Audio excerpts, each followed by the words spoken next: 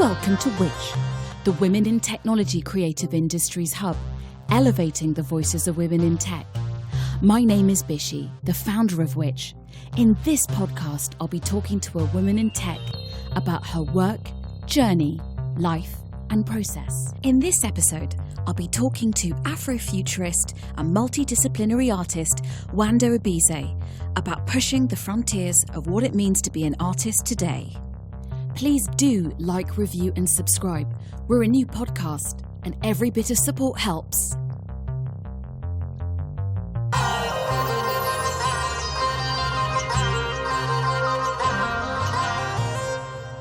I'll start the interview by asking, how would you describe your practice?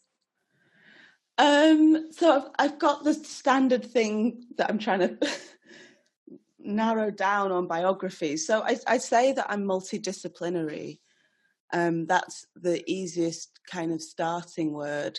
I was saying this to somebody recently, and I think it can sound absurd, but I'm not really interested in art. I'm interested in trying to understand myself, the world, the universe, and everything in that and outside of that. And art is a useful tool for that.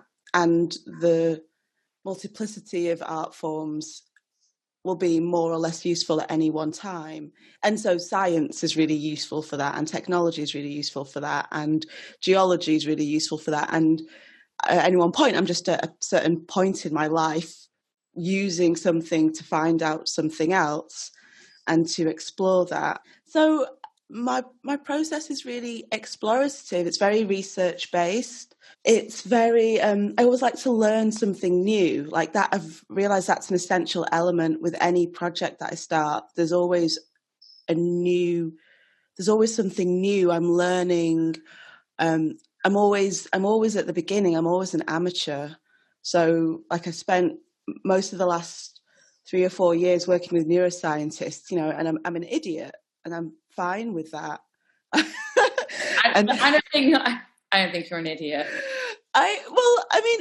In the best sense of the word. Maybe in the tarot, in the archetype, you'd be the fool or a magician. Ooh, yeah. I definitely relate to that. I think I'm on a quest. I'm a questioner, and then I'm an Afrofuturist. That feels like a very comfortable place for me to sit again, because it can swim in and out of genres and forms, but fundamentally it's understanding that there's wisdoms and traditions and practices that have been maligned or appropriated or really cast aside, and I'm interested in those forms, and I'm interested in a very speculative sci-fi way of approaching work and life. And then there's and then it just comes like the kind of standard things. I make music, I make sound, I make performance, but then it keeps on expanding. Like it's been really amazing. I got into this amazing thing called the Yorkshire Sculpture Network. So now my process, I'm thinking about sculpture. I'm thinking a lot about design at the moment. And yeah, I'm also neurodivergent. That feels like an important label for me these days. And I'm really interested in the wisdom. Again, it's like the wisdom that's contained in this subsection of society that's been hidden or oppressed or subsumed, and what happens when you allow these people, my people, to space to flourish and support. From my understanding, you're essentially self-taught. Where did you grow up, and was there was there any kind of art making growing up? Because you move beautifully, and your dances. Did you do any kind of dance study, or is it entirely something like all of these disciplines you've learned organically, so to speak? Oh God, I hope I didn't write that down somewhere. No, I'm very trained actually in lots of ways. I grew up, like, for as long as I can remember. I think since I was like 2 or 3, I was in dance lessons, and I was in them till I was like 18. Like the thing that I've probably spent the longest time in terms of time periods of doing is like ballet and classical piano. Like I did them all through my childhood, and it's funny. It's only like I went away to university, and I was like, those are childhood things. I was like looking back, I was like, I was really good. I was at a really high standard at the age of 18. It was like probably the pinnacle of my like technical prowess in anything was like ballet and piano. Yeah, I'm very trained actually, and I think being very trained at that young age is probably the thing that's helped me to go into lots of different areas. So I guess because I'm kind of self-taught in terms of composition. Right. Yeah. I think that's something that, and things that have spun off from that, like making sound art, and I guess, yeah. Yeah. And so ritual is very central to your practice. Could you describe some of the rituals that have gone on in your multimedia performances? Or could you expand a little bit on, on the place of ritual and how you use it within your work? Yeah. So I use the word ritual in 2 ways. In, I guess, ritual in, let's say, high ritual, ceremonial ritual, which I connect to myth, like ritual and myth. That type of ritual goes side by side with myth, and it's the practical outward expression of a myth. It's a making sense of a myth, like the acting out of the nativity at Christmas would be a ritual to kind of get into that myth of the Christ birth and to embody it. And then there's ritual in the kind of more 20th century psychological way, which is, the things everybody does every day in order to get through the day, in order to hold themselves down, to hold themselves together, to make sense of things. Whether that's the way, I was talking to someone the other day on the Zoom chat, and they were rolling a cigarette, and that's a very standard ritualistic action I see a lot of people doing. It might be the way you brush your teeth. It might be just the way you move around your home. And both of these types of ritual are really important and interesting to me. Both of them I bring into the work. I'm interested in experiences that can bring people together, that can bring people through pain into beauty, into catharsis. And so there's this kind of practical idea, which is that, well, if I can find a shared ritual, then maybe people can move through that together. And it's always an experimental process, because the point is, in our society, we have less and less shared rituals. An obvious one might be the way people behave at a football match. It's a really great shared ritual that's massively cathartic. You get this real sense of belonging, and people have this like insanely important connection to their football teams and to the idea of the game. And so it's finding things like that, whilst understanding that lots of people coming to my performances won't have that shared sense of ritual. They don't have the same religion. They don't have the same cultural background. So that's always my interest in finding that kind of like high shared ritual. And I've done it in lots of different ways. In my exhibition, Distorted Constellations, there's an element of ritual behaviours and inviting people to engage in ritual behaviours, from the way that the space is laid out and people move through the space and in a way reenact certain secret kind of magical movements that I've put into the installation, to the more obvious elements, like there's a performance as part of the exhibition called Intimacy Touch Tingles, where performers use certain ASMR actions and come around and do certain types of touch to the audience, and and bring a bowl of water around with certain smells and all these very kind of multi-sensory rituals, and then make them these pancakes. And so it's an approach, and it manifests differently in pretty much every piece that I do. And did you grow up with religion then, or did you have like a religious, because I grew up with Hinduism, right? But I like that you did that, because I think a lot of people don't. Monotheistic people like to make other religions into monotheistic religions, right? And have the same kind of ideas and structures and ways of working, whereas it's like, quotation marks to listeners. I mean, I've studied Indian classical music, and that's deeply spiritual. That comes from the scriptures. But the actual like going to festivals was just about dressing up, all the aunties gossiping, everyone saying who's fat, who drives a rubbish car. You know what I mean? It's like, I can really relate to this. Like, obviously we're not from the same culture, but there's some real shared things. Like, I'm Nigerian. This just sounds like every family event. It's like who's got a rubbish job, who's driving a rubbish car, who's having an affair. Is all of that. And I think later on in my teens, because I started through queer performance art, I think that's why I had so many drag queen friends growing up, because it's the same thing. Everyone being shady, everyone reading each other. And the fabulousness.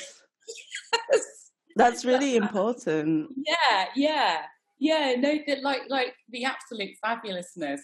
So now I understand that you are a trained pianist.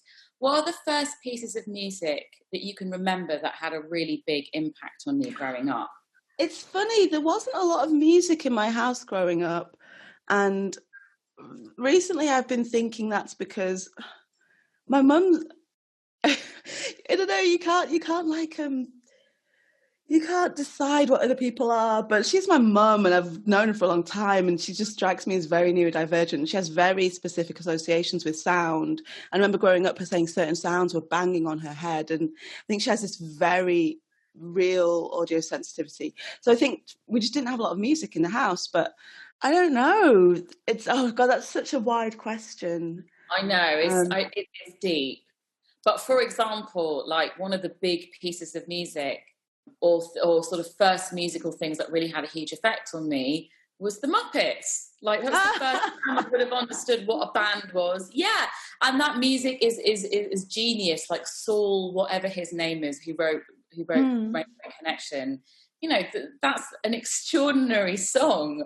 I know grown adults who still get reduced to tears when they like look at the opening of the Muppet movie. But anyway, like that, and then there were like some random Bollywood films that we loved as well that were totally inappropriate for children, but me and my sister just loved it anyway. Too many things come to mind and I can't extract them from each other.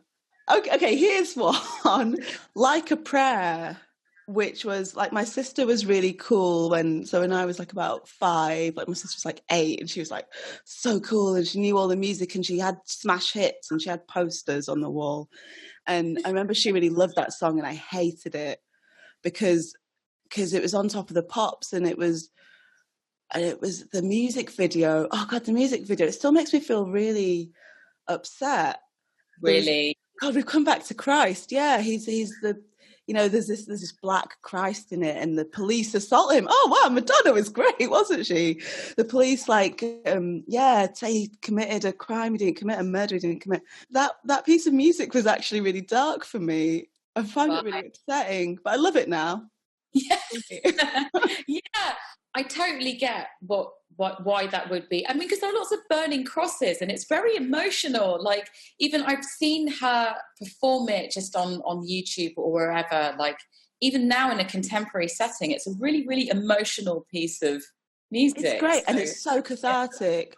Yeah. When I used to DJ, I'd put that on sometimes. Everyone always went crazy. It's got a great structure as well. And when I used to do tap dancing, I feel like the first music that would be in my head quite a lot as a kid was a lot of like like jazz, because that was like the music that was played for us doing tap dancing. I think that's how I first got into like jazz. Yeah. It's like 6. I've also read and I've researched that you had you have a condition called visual snow. Yeah. Is that something that just affected your childhood, or do you still have it now? Yeah, I've still got it.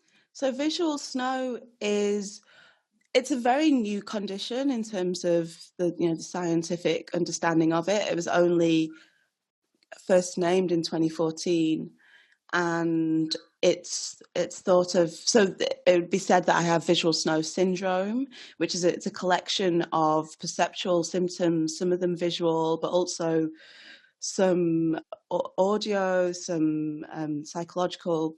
But it's basically a perceptual difference as far as in my experience, which means that I see one of the most obvious things is I see after images of everything. So like an after image, like if you look at a light and then look away, you can still see the light. So I have that with everything all the time in my kind of field of vision, and I see a very kind of transparent but slightly coloured, it's hard to explain, but a kind of pointillist painting style world.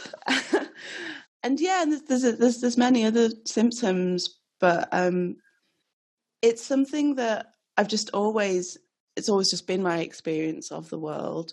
I only realised, as is common for people who have perceptual differences, I only realised in the last few years that everybody didn't see the world like that, or everyone didn't experience the world like that. And it's but it's, I think, realising that about myself has really helped me creatively. It's helped me accept certain things about myself, understand certain things about myself, the way that I process information, the way that I just am in the world, how much light is a really sensitive thing for me, how much, I don't know, being in certain spaces for certain periods of time is just really tiring, depending on the different sensory information that's coming in. So it's and just learning more about the brain, it's just been fascinating. And did it influence distorted constellations? Yeah, exactly. It was the real inception of it. It was, I mean, distorted constellations in one way is a type of experience of being in my reality, or in an element of my reality. And I think learning about it just helped me understand just the complexity of our brains, the complexity of our experience of the world. And so in a way, the exhibition for me is like always a failure, because it can describe or give a certain idea of my perception and of my reality, but then it's not. It's like such a narrow idea of that reality. It's our realities are so vast, and our experience of the world so vast.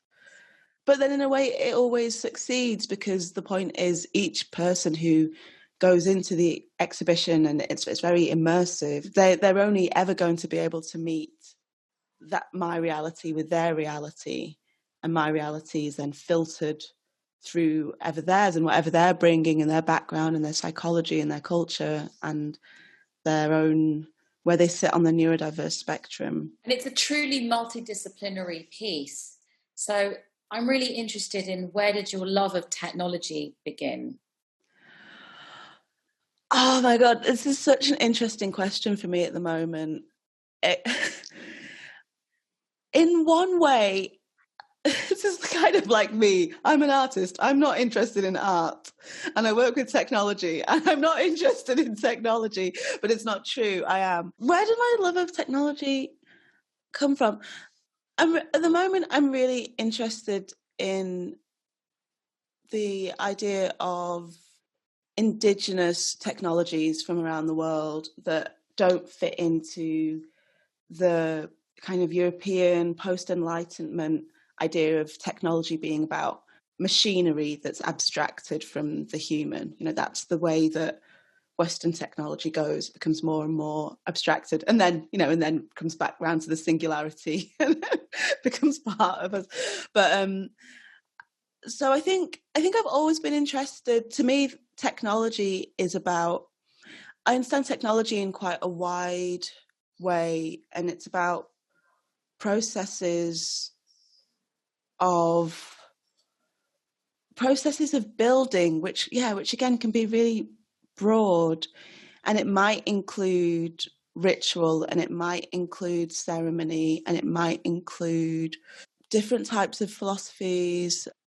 And so I feel like I've always just been interested in that as a way of developing and understanding, in the kind of more narrow sense of like Distorted Constellation has a lot of immersive technologies in it. It has like projection, and it has ambisonic sound, and using those things were more just reactions to, okay, how do I create this experience of visual snow?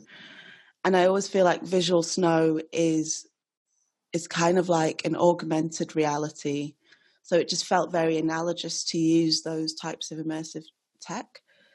So yeah, it's like the technology for me definitely comes secondary to the idea, and it's always about what can be in service to the exploration.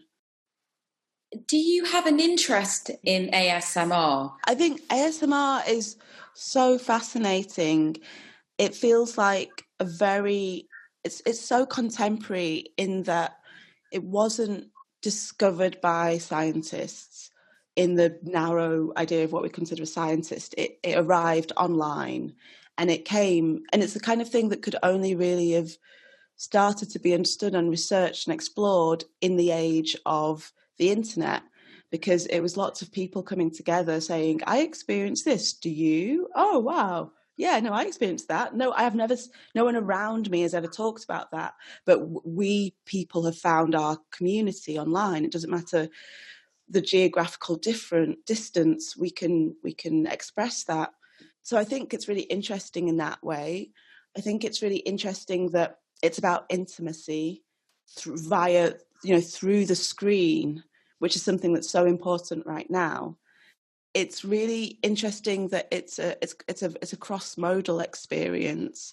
Actually, there's a neuroscientist I'm working with at the moment, and Professor Sophie Scott, and in her department, one of her PhD students is researching ASMR, and I feel like what they're doing is probably going to be one of the most rigorous, kind of like one of the most interesting studies that's been done so far on it.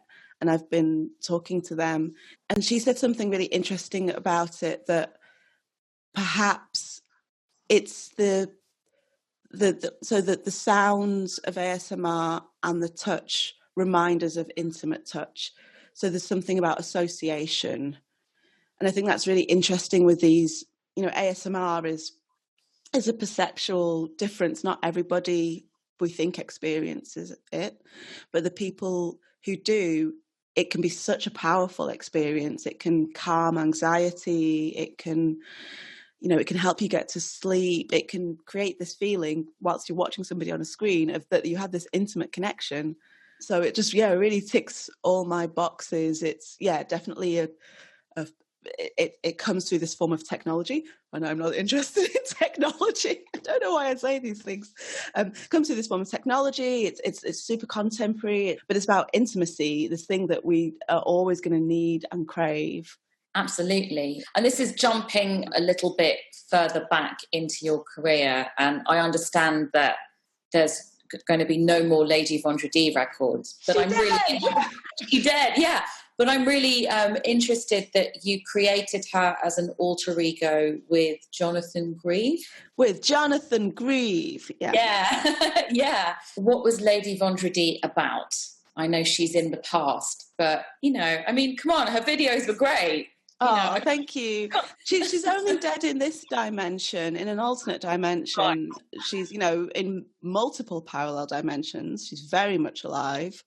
Yeah, I created her with Jonathan Grieve. Jonathan Grieve no longer wants me to perform her, and that was getting quite tiring. So I thought it's best to kill her. And she was a way for me to explore Afrofuturism, my connection with ancestry and the ritual cultures of the Black Atlantic. She was a way for me to explore working with personas. I don't think I'd be able to perform on stage without some kind of persona, although I am going to do it soon, so we'll see how that goes. She was a real repository for exploring all these things, and mythopoesia, this idea of narrative building, this long-term narrative building. Like, I wrote stories about her, I wrote kind of comic books about her. None of these anyone's ever seen them, but I wrote all those. Each song has like a whole other like bigger history and story behind it. There's a very like real visual world for me with her, so it always made sense that she was always existing in performance and music. Are there other Afrofuturists that you admire? Who would they be? Or maybe you're not into other. No, definitely. I just don't know that all of them would call themselves Afrofuturists. Octavia Butler is a major inspiration, who's just an amazing sci-fi writer. She's definitely an influence. A lot of the other Afrofuturists, I'd say, like someone like Janelle Monáe, I'd say musically, the Afrofuturists don't tend to influence me that much, but just their amazingness, Sun Ra. Yeah, hello. But yeah, I think it's always been more the writers, their world building, the way like Octavia Butler could just create these massive sagas and she always really goes into, what it is to have a body and what it means and what's the connection between people and their bodies. It's always this very visceral thing, which actually isn't something that's really gone into my work, but I think more the world building. So you're involved with something called Hildegard Visions at Snake Matings. Snake Maltings, yeah. Snake Maltings, oh my God, that's sorry. Okay. Snake Matings sounds way better. I never went there, but I'll go. Lol. Yeah, I could talk about that. Yeah, for sure. So I could talk about it forever. Hildegard von Bingen was a 12th century nun and visionary. She had visions from God. She's thought of as the first Western art composer. She wrote down her visions and that they're beautifully illuminated, and she was a taxonomist and she charted all the natural world, and she was a politician and she spoke with popes and kings, and she was a preacher and she toured Europe with her amazing apocalyptic visions. She was incredible, and I love just spending time thinking about her, and I've been working on the project for years and years, and it's some kind of operatic experience. It's definitely a music or sound theatre experience, and I really came to it actually at the same time as making Distorted Constellations. I was interested in finding other artists through history who may have had some kind of perceptual difference, and that maybe informed their artwork. And it's you want to kind of hiding to nowhere because you can't posthumously diagnose people. But I have my points of finding similarity, like everybody does with the artists they admire, and that's what it is. And I find her, the way she talks about her visions, very connected to me. That very live, active, she describes them as waking visions, as opposed to a lot of the other saints who they was kind of transported to somewhere else. It's this idea of like waking visions that I really relate to that, and I have experiences of that, but I don't associate them as being from a spiritual place, like from a god. I just assume that my brain is pretty quirky. And the world's pretty crazy. I mean, this universe is insane, in case anyone hadn't noticed. So yeah, that was my way in, was that being interested in the way that she thought, and the way that she processed that and made that, built this life around it. And she had the most incredible life. And so I just want to create a piece that connects with her spirit and her energy, as I understand it, and invites people into that. And it has a very strong ritual basis. She went through this. Well, we assume, I think, so Fiona Maddox wrote this amazing book about her, and it's understood that she went through this particular ritual when she was a child, when she was sent to the monastery to live out her life as an anchorite. And it's a ritual that contains a lot of the funeral liturgy, and it has portions where the child has to lie down on the floor and be covered with earth or leaves and proclaim these words that they're now dead to the world and here they will remain. So it's very much a death ritual, and it's very much death rites, and it's a child doing it. And I was just fascinated by what that potentially could do to you and for you, and how, what kind of a life you have after that. And I was interested in people experiencing that, because death rituals, as far as I understand, almost always contain an element of rebirth.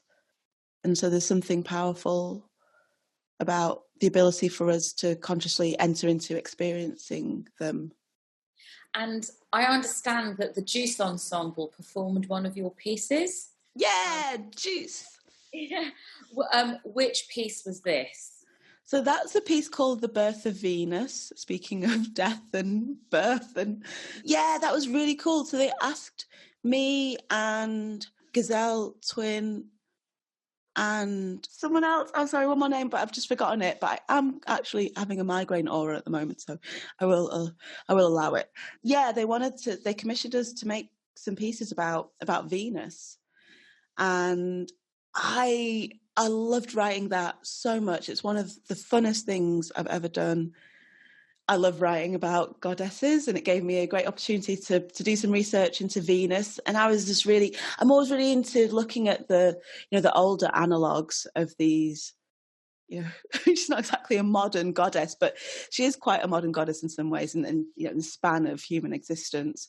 And the older analogues, which come from further south and further east. And so, but she has all these, even in ancient Greece, there was all these different types of Venus, which is really normal in pantheistic spiritual systems. Venus Kalipigos, I can't pronounce any of them properly. Venus Edicina. My favourite one was Venus with the big buttocks. Oh, yeah. I forget, like the one that's really round, that it looks like head is beaded. I could Google, but I just want to focus on saying. But yeah, I mean, which totally makes sense. It's like, of course, I mean, there's always got to be, very, really connected to fertile, really connected to the body and the largeness of the female form's really important in ancient spiritualities, and should be in contemporary ones. But so I just had these visions of there's this great book by Ben Okri called The Famished Road, and there's this amazing moment where the father of the protagonist is imprisoned and he calls on his ancestors, and they all arrive, and they're all arriving all through the night, and that scene has always just really stayed with me. And in the morning, he's kind of burnt and purified by the experience, covered with a fine diamond dust and that kind of purifying fire. And yeah, I loved that idea of going on this. In the piece, somebody goes on this walk and goes into this experience of calling on all these Venuses, and they're just all arriving and I don't know, passing through them and bringing some kind of knowledge. So yeah, it was just a really beautiful thing to write for them, and also just to we did a session where I just heard what they can do, and they're just all brilliant, and they can just do these amazing sounds. I was like, I want that sound and that sound and that sound. So it was so much more fun than writing music for myself, because I could just go, yeah, and then they can just do that, and I don't have to worry about me actually being able to do them, because I know that they can just, just open their mouths and these amazing sounds come out. So it was a real pleasure. I love writing for people. Amazing. And what projects are you currently working on? It sounds like you've got a lot in your palette, which is brilliant. Are there any particular projects that you're working on that I haven't covered? Yeah, there's some exciting stuff coming up. I've got my first kind of 2-dimensional visual art piece is going to be published in a book soon called The New Normal, which is really exciting. Oh, well, it's something I can't really talk about, but I'm going to do a performance in August. It's going to be live streamed, and that's going to have just only my family members in it. 7 of my family, all women, and the youngest one is small child. No, youngest one is baby, small baby. 8. Oh yeah, 8 of them. Yeah, and they're going to be my backing dancers, which is going to be really great, because this is what we do in my family. Like, my sister got married a couple of years ago, and I was just awestruck. I was like, oh, okay, everyone's a performer, and everyone created their own amazing dances, and like, people turned up at the wedding, and this guy was like, I want to book your family, like with like the Von Trapp family singers or something.